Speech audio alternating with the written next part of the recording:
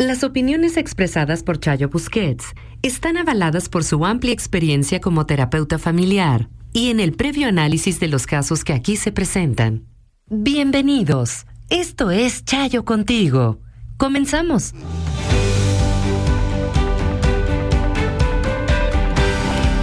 Fíjense que más allá de la religión, y por favor nadie me vaya a malinterpretar, cuando empecé el programa, les dije que era un día muy especial para los mexicanos, porque 12 de diciembre, Día de la Virgen de Guadalupe, nos da identidad a los mexicanos. Y lo dije porque más allá de lo religioso, la Virgen de Guadalupe forma parte de la idiosincrasia de los mexicanos. Muchas personas, incluso no religiosas, no católicas, se manifiestan guadalupanas y lo dicen así de claro. Yo no soy ninguna religión, pero soy guadalupano. ¿Y esto qué significa? Que pueden llevar la insignia de la Virgen de Guadalupe aunque no profesen la religión, y cuando se encuentran en cualquier país del mundo y se encuentran con la imagen de la Virgen de Guadalupe, les hace vibrar el corazón, porque la Virgen significa México, representa México, independientemente de cualquier otra circunstancia. Y se sienten mexicanos y vibran como mexicanos, al igual que se encontraran la bandera de México. Yo recuerdo muy bien que cuando visité París y entré a la Catedral de París, yo desconocía que había una imagen de la Virgen de Guadalupe en la catedral. Y mientras caminaba por la Catedral de Notre Dame, cuando me encontré con la imagen de la Virgen de Guadalupe, me conmovió profundamente. Y dije, wow, ¿hasta qué nivel llega esto? ¿No? Y es muy interesante, muy importante cuando algo nos da identidad como mexicanos. Y se vuelve un día que ha traspasado tanto la imagen de la Virgen de Guadalupe y cómo nos representa, que ninguna empresa se atreven a llevar la contra a nada que tenga que ver con el Día de la Virgen de Guadalupe. Está por encima de cualquier criterio que una empresa tenga. Hoy, viniendo hacia Radio Centro, bueno, no había nada de tráfico, como si fuera el 1 de enero o el 25 de diciembre. Y esto se implementa por lo que significa en la cultura mexicana. Así es que es muy importante cómo se va impregnando dentro de una cultura. Este es un programa, como ustedes bien lo saben, ajeno a cualquier religión, y lo he especificado muchas veces cuando he tratado de hablar de temas duros, difíciles, en donde dejo perfectamente claro que las creencias tienen que quedar de lado, ¿no? Cuando he hablado de situaciones de género, cuando he hablado de situaciones sobre el aborto, en donde tengo que establecer claramente que las creencias tienen que quedar de lado, porque los terapeutas no podemos plantear nada que tenga que ver con la religión y con las creencias ni los valores personales, porque no podemos hacer eso cuando tenemos una profesión como es la psicología. Y sin embargo, hoy estoy hablando de este tema porque va más allá de la religión. Así es que, sin duda alguna, atraviesa transversalmente cualquier contexto, algo que tiene que ver con el Día en México de Nuestra Señora de Guadalupe.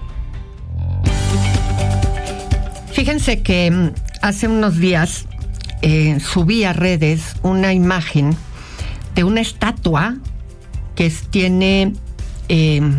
una persona que tiene en lo alto deteniendo una pelota.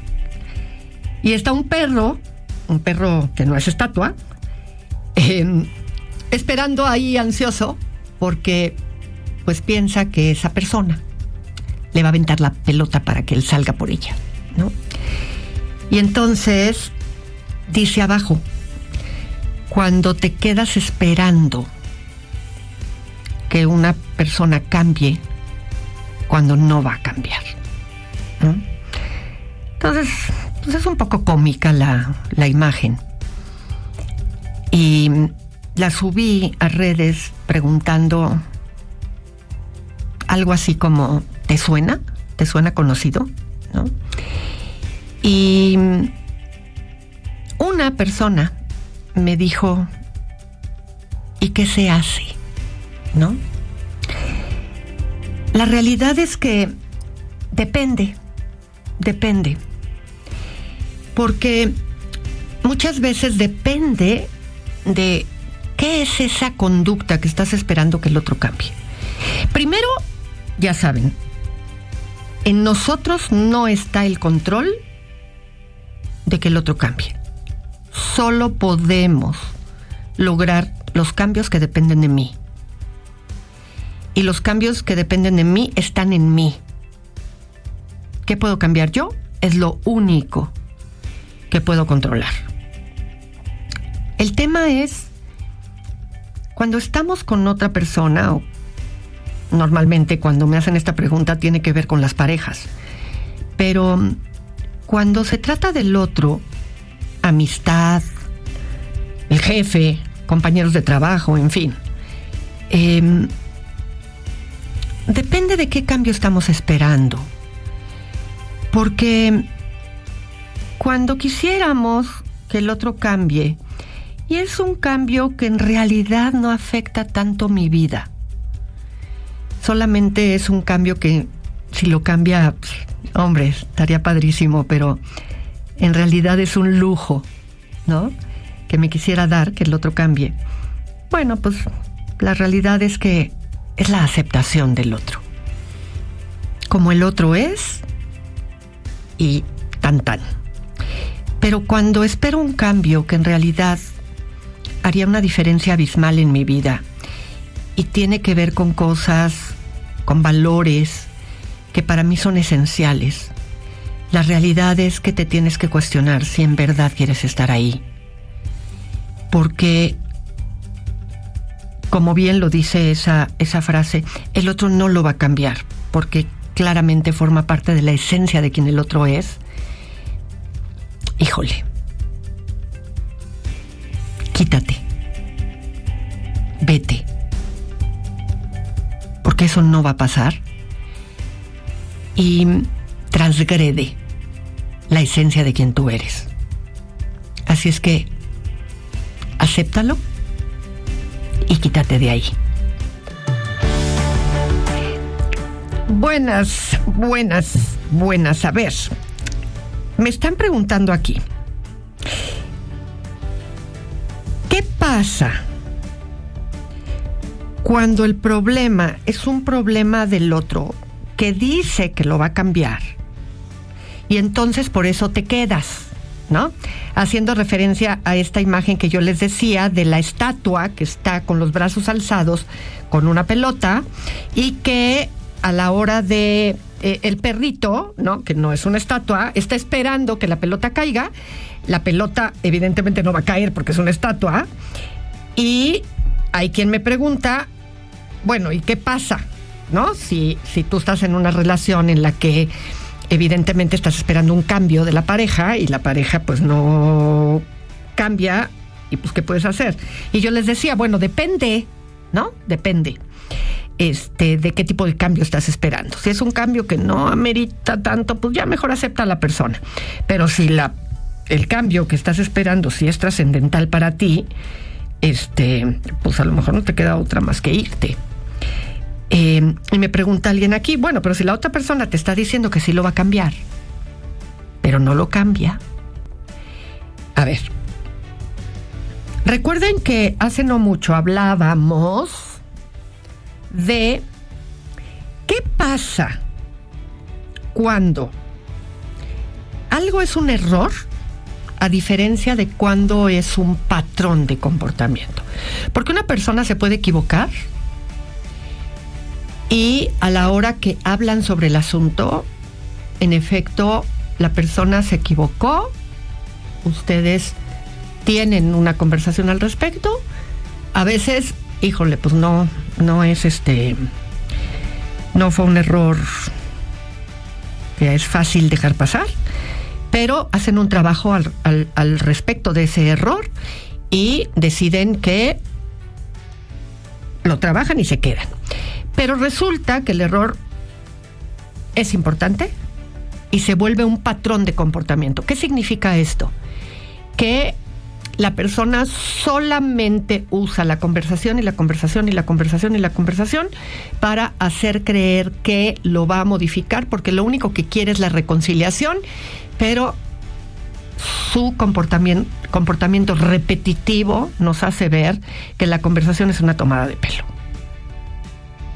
Que en realidad solamente quiere que tú ya te contentes, que volvamos a hacer como que no pasa nada, pero la repetición nos hace ver que la persona en realidad no está dispuesta a modificar. Ahí lo que sucede es que los actos son los que hablan, no la palabra. Y el comportamiento es el que te está diciendo las cosas. Entonces, la respuesta es clara. Las palabras no sirven y solamente el comportamiento es el que está siendo significativo, y ahí el patrón de comportamiento es el que te está diciendo lo que de verdad pasa en esa circunstancia. Y entonces, frente al comportamiento es frente a lo que tú tienes que poner atención. Lo demás ya no sirve. Porque si lo decimos en palabras coloquiales, te están tomando el pelo. Así es que ya no hay nada que hablar. Quien me lo pregunta es una mujer. Así es que aquí cabe aquella frase de que las mujeres nos están calentando la oreja, ¿no? Y ya eres tú la que quieres creer lo que quieres creer, pero en realidad el comportamiento es el que te está diciendo la verdad. Y pues tú dirás cuántas veces quieres seguir tolerando lo mismo.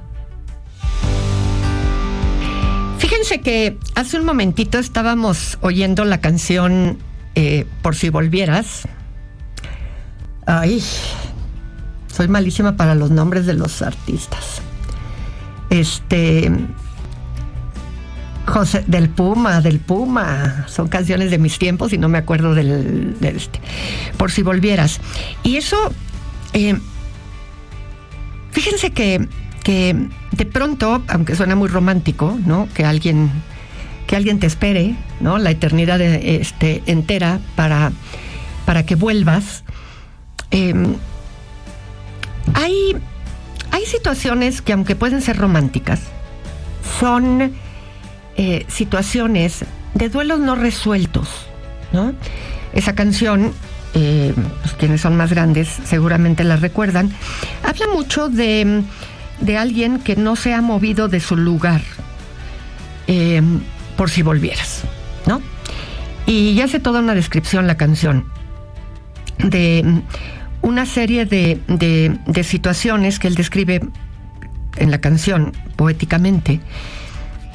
Y lo triste es que hay muchas personas que sí se quedan así, ¿no? Hay otra canción de José Luis Perales, de Penélope, que se queda en una estación de trenes, esperando también a la persona. Y ahí está peor, porque la persona regresa después de muchísimos años y le dice que es justo Penélope, pero pues la dejó congelada en su memoria y no la reconoce. El tema es, las personas tenemos responsabilidad sobre nuestros procesos. Lo tenemos. La tenemos. Superar nuestros adiós, tenemos responsabilidad sobre nuestros duelos. Hay una parte del duelo que sí se impone, en términos de cuando la persona se va y nos deja y dice adiós, en donde el dolor es agudo, el dolor claramente puede vivirse como un dolor que desgarra el corazón, la pérdida, pero conforme va pasando el tiempo, la persona tiene un compromiso claro sobre su dolor y tiene que trabajarlo, y se ve en la necesidad de trabajarlo, y ahí ya la voluntad entra, y la persona tiene que tomar la voluntad como parte de un trabajo, y cuando no puede hacerlo, necesita buscar ayuda para poder superar el dolor de la pérdida y tener que trabajarlo. Hay pérdidas muy complejas, como cuando el cuerpo no aparece, por ejemplo, pero hay que trabajar esa pérdida porque, aunque suele muy romántica la idea, hay una película en el cine, estaba recientemente, no sé si todavía siga, que se llama Eternidad, y aunque lo muestra de una manera fantasiosa, pero es importante trabajar el proceso. Así es que si te encuentras en un proceso así, quítale lo romántico de la pérdida y trabájalo, porque tienes derecho de vivir y de poder rehacer tu vida. Y si no rehaces tu vida, por lo menos de generar proyectos distintos que te hagan encontrarle el sentido a la vida. Fíjense que en esto que hemos estado hablando sobre el aburrimiento, que sería importante que sus hijos tuvieran, y a lo mejor incluso hasta ustedes mismos, porque es importante tenerlo, pero hoy no lo tienen los chavos, los niños, porque están pegados todo el tiempo a la estimulación digital. Una mente incapaz de tolerar esa inquietud se vuelve buena para generar ideas. Y esa dependencia del estímulo externo quita la autonomía creativa, porque el cerebro deja de buscar respuestas en sí mismo y solo responde a lo que viene de afuera. Y de ahí surge el fenómeno del adulto que no puede concentrarse sin música, sin revisar su teléfono, sin recibir una validación externa. Y lo que parece simple distracción es en realidad una incapacidad estructural para soportar el vacío mental. Es el mismo espacio donde antes nacían las ideas, los inventos. Híjole, ¿y eso? Sí, es terrorífico. En algún momento la humanidad lo va a lamentar. Audiocentro.